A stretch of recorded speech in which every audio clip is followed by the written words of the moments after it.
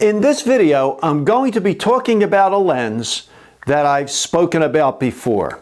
Nikon's 43 to 86 3.5 manual focus zoom. It's a push-pull zoom, and it has the reputation of being the unsharpest Nikon zoom ever.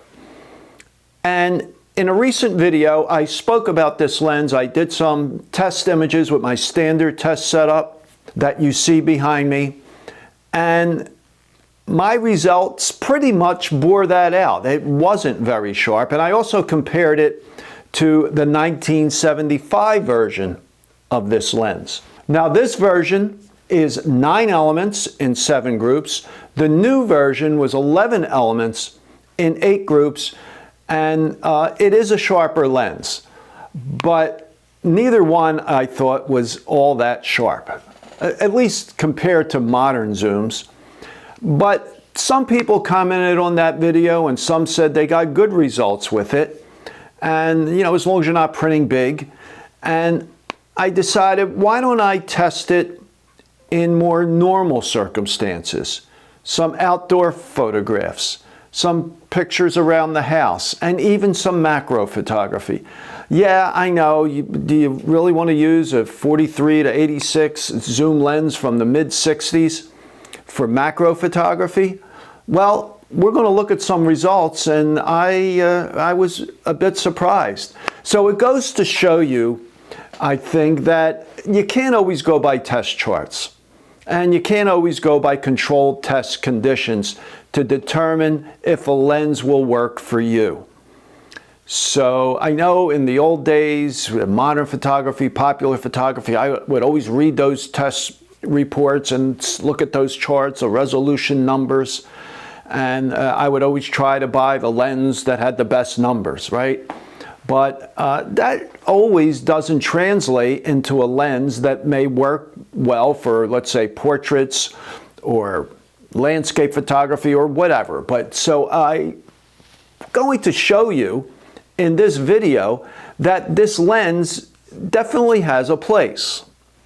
It's very inexpensive, and you could find them all day long on eBay. You may find them in your local camera store. Some online retailers have these lenses, and they are very inexpensive. So I shot this on my Nikon Z8 with the F3.5 adapter, and I set the non-CPU lens data on the camera to 86 millimeter. When you're using a zoom, a non-CPU zoom, you need to set that information into the camera, and rather than changing it anytime I change focal length, I just kept it at 86. And most of the pictures you're going to see were shot at 86. There's a few at the wider end at 43, a few at 50.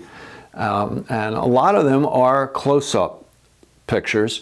And the way I did that, I used a Velo 20 millimeter extension tube for some of the pictures, and a 12 millimeter extension tube for others. I put the extension tube on first, then the F3.5 adapter, and then the lens. And for most of the close-up pictures, the camera was mounted on a tripod. I also put on Nikon's HN3 lens hood, metal lens hood that screws into the 52 millimeter threads on the lens. This shade is also the standard shade for some of Nikon's 35 millimeter manual focus lenses. Okay, so let's go look at some pictures. Okay, these first few pictures were of my son out back of my house. There's no direct sunlight, and it was about 6 feet away at f8 at 86 millimeters. This is the same setup. I think they're very sharp. You see the detail in his mustache and beard. And here I switched to 43 millimeters at f8. And again, I think the image is adequately sharp. Okay, now we go to the close-up pictures. I said earlier macro pictures. These really aren't macro shots. But the Nikon F was 19 inches from the focal plane with the Z8 mounted on a tripod with the 86mm lens and the 20mm extension tube. Here I stopped down to f8 and it's a little sharper, but you know, I focus on the word Nikon, and the way I focused was by moving the camera, the Nikon F, back and forth. Same thing here.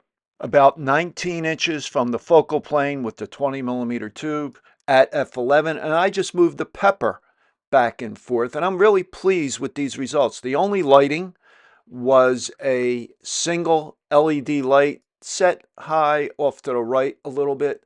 Same thing here with the cucumber, about 19 inches away. And the lens was set for its minimum focus distance of 4 feet. And like I said, I just moved the object back and forth. Here we have an onion, a piece of an onion at f16. And then I wanted to see what would happen at at f4. And I kind of like it, the way it falls off. And the center is very sharp. So here's an image of my setup. You see the onion on the left, on the white seamless, and the camera on the tripod with the tube on the right. Here's another view of that from above, looking down at the setup. And again, I just moved that onion back and forth to focus. Now with the grapes, I set the lens to 50mm. Here we are at f11, and the grapes are about 11 inches from the focal plane of the Z8. I then shot at 3.5.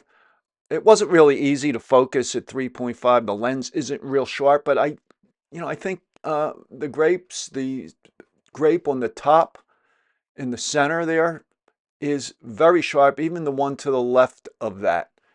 And here we are just with a rock. I just had a rock, and again, it's sharp in the center at f8. Again, this is at 50mm. I then decided to take some shots with flash. This is at 86mm at the minimum focus distance of 4 feet. And then I opened up the 3.5, and I love the way the sharpness falls off. I then put on the 12mm extension tube. The lens was set for 70mm at 3.5, and the focus is on that flower towards the center. I then went to 86mm with the 12mm tube at 3.5. And I really like the way the focus falls off. By the way, my focus was set for infinity, and to focus, I just moved back and forth till the image looks sharp. I then went outside, no extension tube at 86mm. I was about 4 feet away, which is the minimum focus distance for this lens, at f8, and I used flash. Now the flash I used for some of these pictures was the Godox V1 Pro. And I use this Magmon diffuser. This works out really great. I had it mounted on the camera, pointed straight up. So it gives a real nice soft quality of light.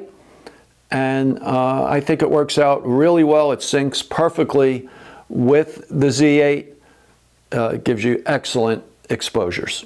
Okay, so that's it for the pictures.